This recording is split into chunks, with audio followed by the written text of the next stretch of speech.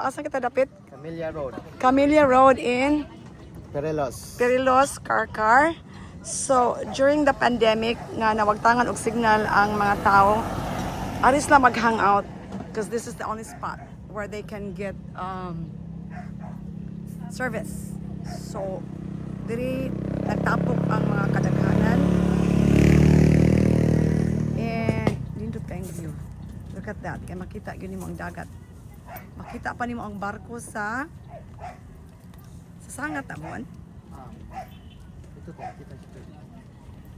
O makita pa nimo ang dakbayan sa Cebu.